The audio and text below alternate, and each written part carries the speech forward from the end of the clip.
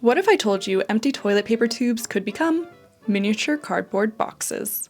They're fun, they're resourceful, and they're even a little bit useful. So grab your empty rolls and I'll show you how to transform trash into treasure. Take your toilet paper roll, squish it flat, and press down the edges. To get a good crease, you can run something smooth along the edges. A bone folder is the proper tool for this task, but I just used the back of a metal spoon.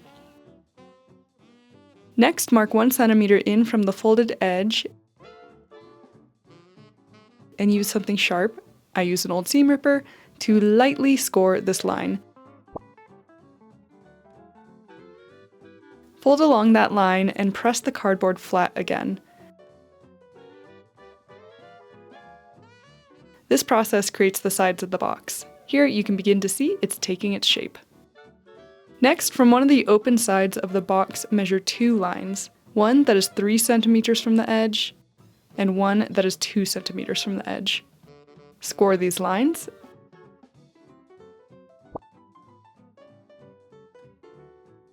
And repeat on the other side.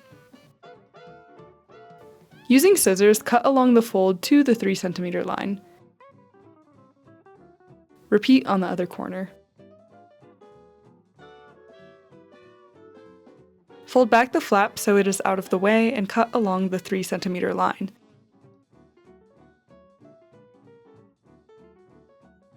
This creates the top flap of the box. We will use the part that we removed to create the bottom. Trim off the sides along where you folded. Set those aside as we'll use them later. Here I like to round off the sharp corners.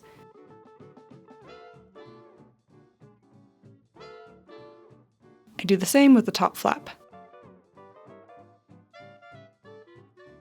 The bottom piece should already have one scored line 1 centimeter in from one of the long edges. Measure and score another line also 1 centimeter in from the opposite edge.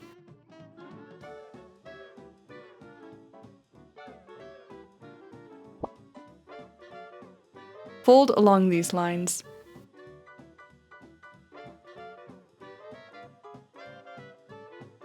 The base of the box is ready to be glued.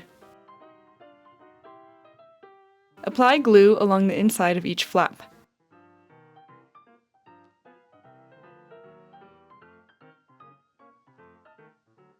Position the piece on the bottom of the box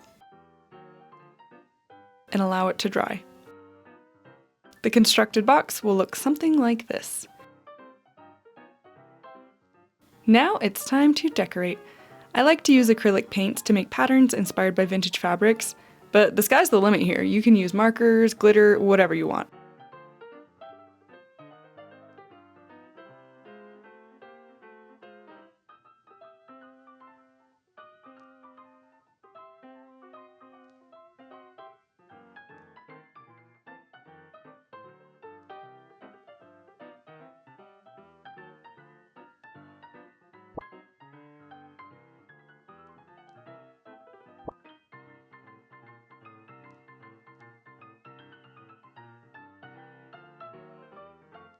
To apply the twine, take one of those folds you cut off earlier and trim it down to a small piece. I like to make mine circular, roughly the size of an M&M, but you can also do rectangles or squares. To determine how much twine you'd like, wrap it around the box a few times and trim. Apply a dot of glue to your small cardboard piece. Position one end of the twine in the middle of the dot of glue. Glue this to the inside of the flap with the twine running away from the top. I like to use clothespins to hold this in place while it dries.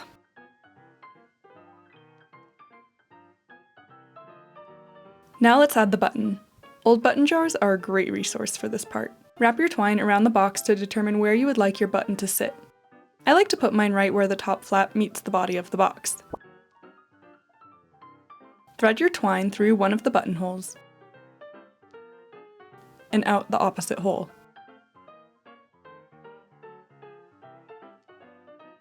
Tie a knot on the underside of the button and trim off the excess twine. I like to leave a little bit of a tail. To secure the box, wrap it up once more and slide the button under the strands of twine.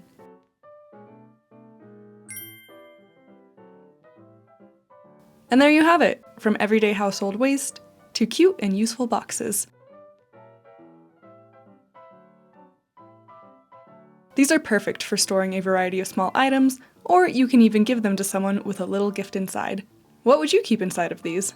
Let me know in the comments, and be sure to subscribe for more resourceful content.